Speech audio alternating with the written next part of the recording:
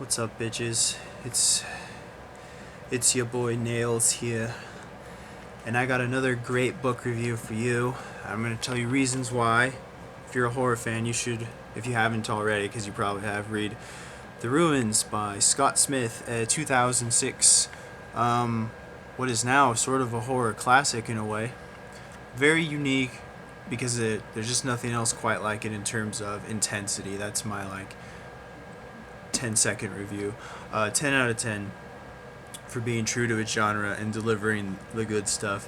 It has the immersiveness, it has the pulp, and let me explain why. So, first of all, this story scratches the itch because of the story choices it makes, which are brilliant, and simple yet brilliant, and the the writing is very well constructed, and the prose is not spectacular or poetic, and that kind of just adds to the intensity.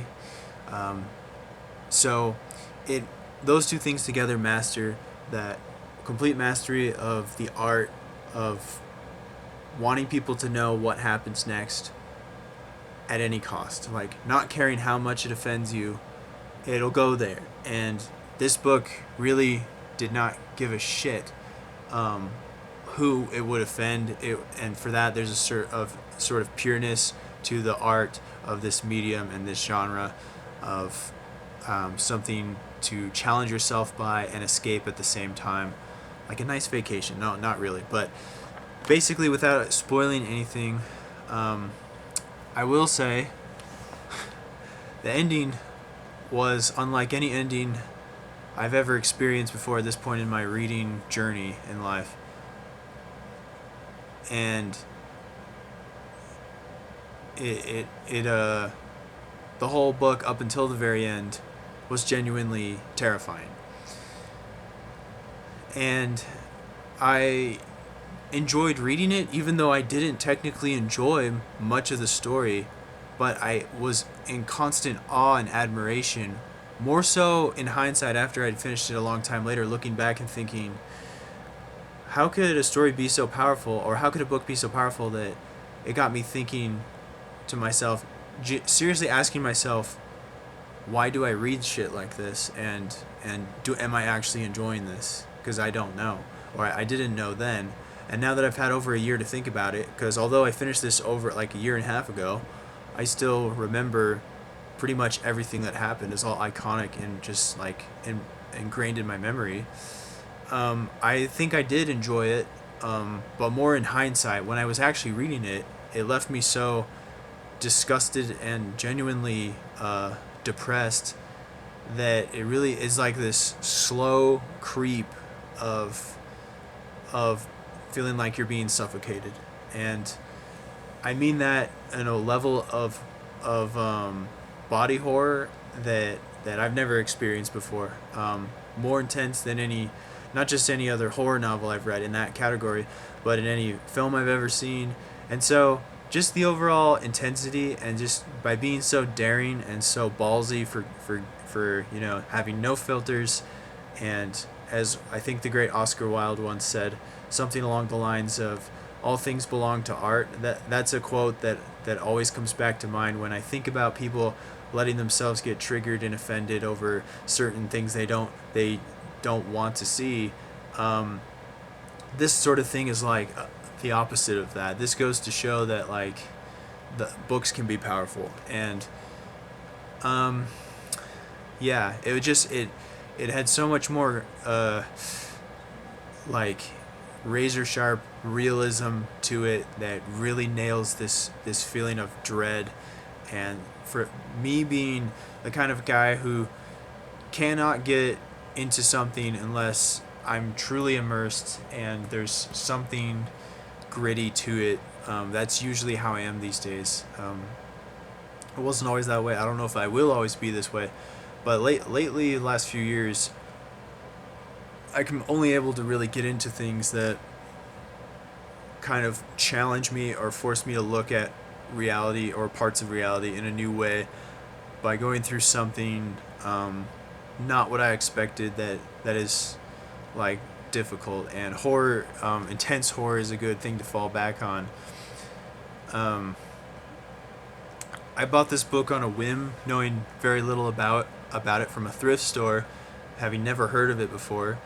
Just like in the store, using mobile data to get on Goodreads and just look. Oh, this has a lot of likes. This has good reviews, and um, so I gave it a try. And I didn't know that it was already a very popular horror novel, and it's. I think this is, to this point, the most intense fiction novel I've ever read.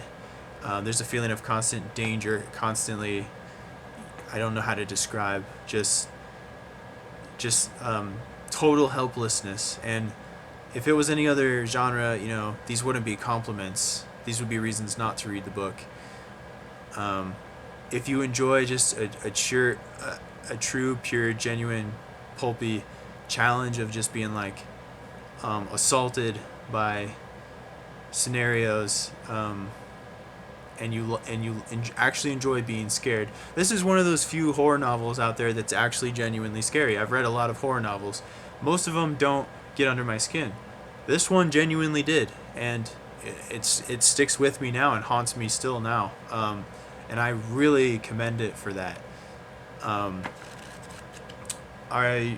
One of the most depressing things about this story is the fact that it's such a quick read. For being 500 pages, it just flies by. You can read it in a day. Some people will stay up all night reading it if they read it. And the other fact is that Scott Smith I believe he's only wrote 2 novels. I like The Ruins so much that I bought his other novel, A Simple Plan.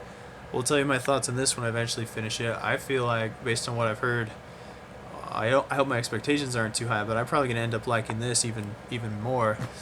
When I first one more thing, when I first finished The Ruins a year and a half ago, I was kind of relieved that it was over, and I was kind of disappointed in the ending, and I was so sickened that immediate afterburn feeling was like, I was honestly asking myself, like, I felt a little dirty, and I felt a little regretful, and I felt like I had probably wasted my time.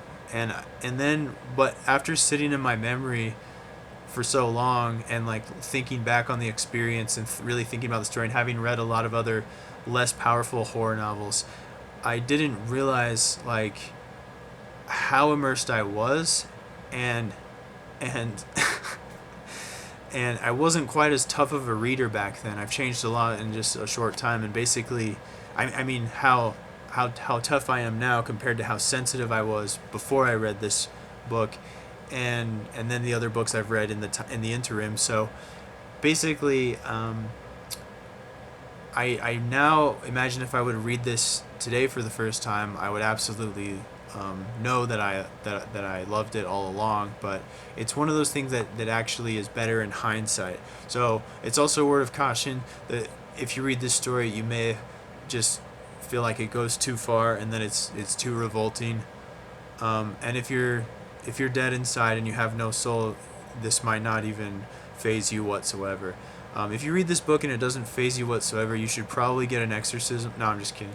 Or at least go back to church.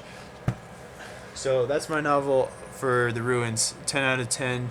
At this point, probably not the scariest book I've ever read, probably the second scariest book I've ever read at this point in my life. And definitely the most intense of any other book I've ever read. Also, the most intense survival book I've read to this point. I forgot that it's also definitely qualifies as survival horror, and it's actually a good book to read before, especially for dumb Westerners, before they plan a exotic vacation badly.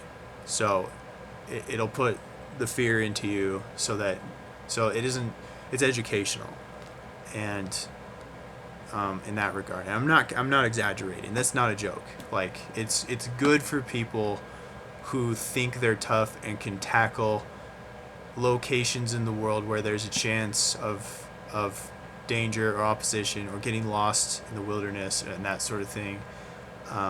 For some people, it will make them never want to leave their house again. Don't do that. Still take your chances. Still go on adventurous, exotic vacations or outings. Just do your research first, and build up your knowledge base more. Is all I'm saying. So anyway, yes, this was a fantastic horror story. 10 out of 10.